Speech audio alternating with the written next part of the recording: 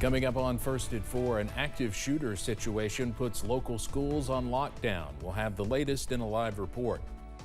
Plus, millions of Americans use TikTok every day, but could it soon be banned in the United States? The latest on legislation making its way through Washington. Plus, we stay soggy as we kick off this weekend. Your forecast on the way as Mountain News First at 4 starts now. Dedicated to Eastern and Southern Kentucky, this is WYMT Mountain News First at 4. Good afternoon, I'm Steve Hensley. First at 4, at least 5 school districts were on lockdown earlier today because of an active shooter situation in Wolfe County. Police are still searching for the suspect.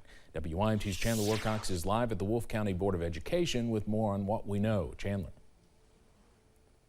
Yeah, Steve, the Wolfe County School District remained in a hard lockdown until early afternoon. They then transitioned into a soft lockdown to dismiss students.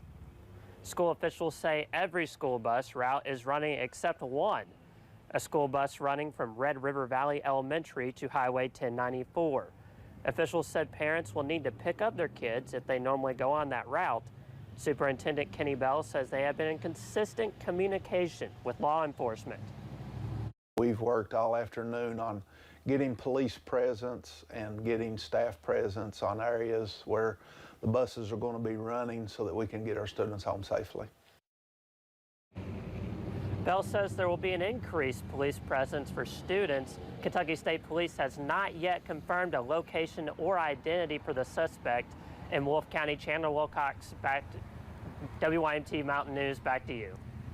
All right, Chandler, thank you very much. Still not a lot known about what exactly led up to this incident earlier today. School officials say it occurred in the Bethany area of Wolfe County, but again, we still believe the suspect is on the run. Police say the suspect is possibly in a white Chevrolet pickup.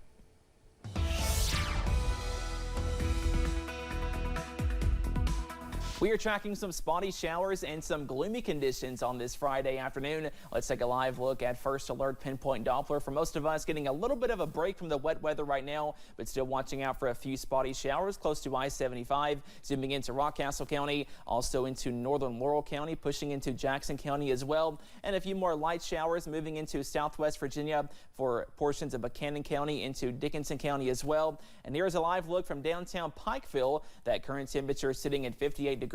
We are cloudy today. Also, the roads a little bit wet in some areas, so be sure to use caution as you head home this evening. Those current readings in the 50s and 60s, up to 60 for Jackson, 64 in London, 65 in Manchester, also in Harlan at this hour. And more off and on showers are on the way as we go into this evening, so be sure to have the umbrella close. Not going to rain 24/7, but more showers are possible at times. We stay mild, also foggy as we go into this evening. Lows in the middle 50s, and more rain chances are on the way tomorrow before dry air begins to push in by Sunday. Also for much of early next week. Those details coming up in just a few minutes. Steve?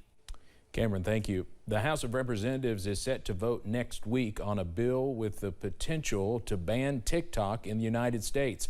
With about 170 million American users, any restrictive legislation on TikTok would cause huge tremors across the cultural landscape.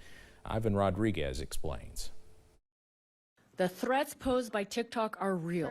The U.S. House and Energy Commerce Committee voting unanimously to advance a bill prohibiting TikTok from U.S. app stores unless it's spun off from its China-linked parent company, ByteDance. Lawmakers have long feared the social media platform may pose a Chinese spying risk. The editor-in-chief of ByteDance is himself the secretary of the very Chinese Communist Party cell embedded in the leadership of ByteDance. And his duty, according to him, is to make sure that TikTok and other products abide by correct political direction. TikTok CEO testified to lawmakers last year that the app poses no threat to Americans. The company is now mounting a push against the bill, including trying to mobilize its user base. Multiple congressional staffers say House offices were flooded with phone calls Thursday, many of them upset teens. The ACLU also opposes the legislation, calling it a violation of free speech. We're talking about foreign ownership and control of an app. And once that foreign ownership is addressed, not only will people be able to continue to say whatever they want on the app, you'll also have freedom of thought, freedom from fear that your thought might be manipulated because of the opaque algorithm. The bill next moves to a floor vote. If enacted, it would give ByteDance 165 days to sell the app.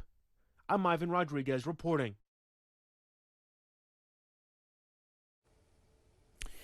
Well, last night, President Joe Biden delivered his third State of the Union address and fourth address to Congress, and the stakes could not be higher as he faces re-election this year. In his speech, the president defended his record and talked about what he hopes to continue accomplishing. If re-elected, he promised to restore Roe v. Wade and legal abortions if he's given a Congress he can work with. He also said he will address the border, but not by demonizing immigrants. It's been a tumultuous time for voters. Inflation and high housing costs have been hitting Americans hard. President Biden promised if re-elected, he has a plan to address those issues too. I want to provide an annual tax credit that will give Americans $400 a month for the next 2 years as mortgage rates come down, to put toward their mortgages when they buy their first home. The president also faces criticism for not doing enough to send humanitarian aid to Gaza in the continuing Israel-Hamas war.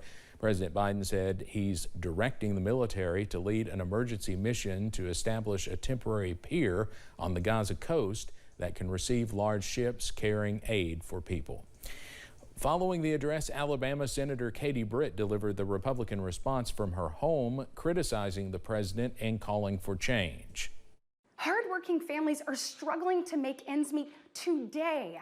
And with soaring mortgage rates and sky-high childcare costs, they're also struggling to how to plan for tomorrow. The American people are scraping by. We'll have more reaction to the president's State of the Union address coming up at 5:30. But next here on First at 4, today is International Women's Day. We'll have a look at how women across the globe are celebrating their achievements and supporting action against gender inequality. Plus, rain chances linger tomorrow, but drier weather is on the way by Sunday. Those details after this break.